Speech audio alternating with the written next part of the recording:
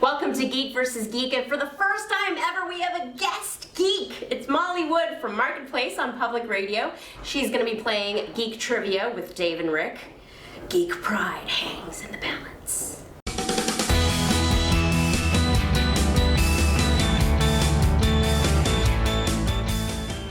Molly Wood is the tech correspondent for Marketplace on Public Radio, which is a real tech show with an actual audience. So we're really excited that she's slumming it here with us today. Welcome, Molly. It's my pleasure to not slum at all.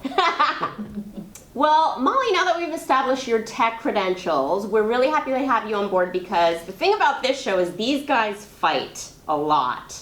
And they have a lot of disagreements about tech stuff. And so, since you are a bona fide tech expert and you're here to settle some arguments. One of the biggest arguments that Rick and I have had in a long time is around 3D printing. And my contention is 3D printers, while certainly they've made a lot of gains in the last few years, they're expensive, they're clunky, you have to design the thing you're going to print or download a design from somewhere. It's really geeky and esoteric, and the vast majority of people will probably never print anything at home. I disagree. I will summarize it for you very quickly. 3D printing is awesome and extremely practical, and the prices are coming down, and the capabilities are going up, and every home will have one, no question. So here's how I will settle this bet, because I agree that 3D printing is awesome, it has great practicality, and the prices are coming down. I recently learned the most useful piece of information about adoption of consumer electronics, which is that any new technology takes between 7 and 10 years to fully find a market. Even when you buy a 3D printer, let's say 4 years from now, all you're going to be able to print with it are like those shower hook replacements and things to hang your keys on at your front door. And people are going to quickly realize that 3D printers just are not going to live up to their promise. Okay. Because they're still called printers, Yes. they have a huge branding problem. Yes. Like replicators. Replicator. Oh, Right. See, now we're getting into Star Trek territory, and I am on board. Tea. Earl Grey. Yeah, Hot. exactly. Yeah, I don't think you're going to Yes! Okay, so next topic is about digital payment systems. Dave is of the opinion that very soon cash is going to be all done, and so will credit cards. And everyone will carry around this little plastic gadgety piece of crap thing that holds all your credit cards. Rick is, I don't know, some sort of Luddite who doesn't believe in the magical electricity or anything like that. All I'm saying is, why carry 14 credit cards around with you when you can carry one electronic card? I know you're familiar with plastic and coin. Coin did not have a good rollout. We'll see what happens with plastic. But who would not want to carry a single device that is more secure than your existing credit card? Because if you lose it or it gets stolen, you can't activate it. I think it's kind of a non-starter to ask people to adopt a device that they're not familiar with. So they're familiar with their phones, they're familiar with credit cards, they're getting a little bit familiar with using their credit cards in a different way, but they're so worried about security that I think asking them to load up all these numbers on a slightly differently shaped card is going to be a non-starter. So I think win for Rick. I can win a little if you win a little.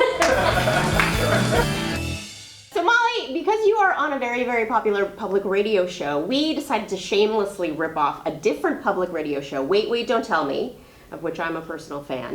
We're calling it Two Fake, One Real, because we're original that way. And so what we want to do is read you 3 tech-oriented news stories, and you have to pick which one is the actual news story.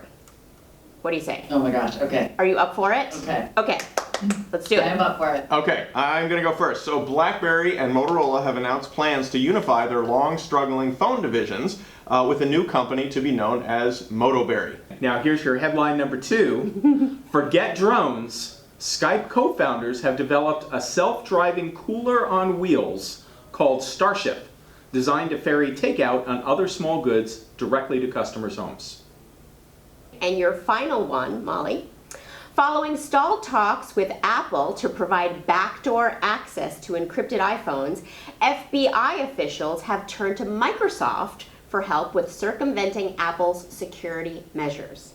So Molly, of those 3 stories, which one is the true one? I feel like it's so unlikely that anyone would go to Microsoft for technical expertise. Because Motoberry, I don't even want that to be true because it's just so grim feeling. And out of respect for the on-demand economy, I'm gonna say it is 100% plausible that we want a cooler to drive around and bring us food. So is that in fact your final answer? Yes. According to a recent story in The Verge, a group of Skype co-founders have indeed been prototyping a self-driving delivery vehicle called Starship. It's about the size of a picnic cooler. It holds about 20 pounds of groceries, and it tops out at a massive 4 miles an hour. And now this is my favorite part. As The Verge says, it can, quote, in some cases, move out of the way of people.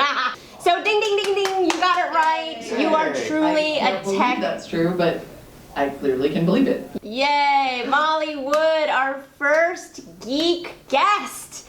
So successful. Thank you so much for joining us, and we will continue listening to you on Marketplace. Thank you. That was wonderful. I appreciate it. Yay! Bye, Molly. That's it for now. Let us know what you thought and like our Facebook page. See you next time on Geek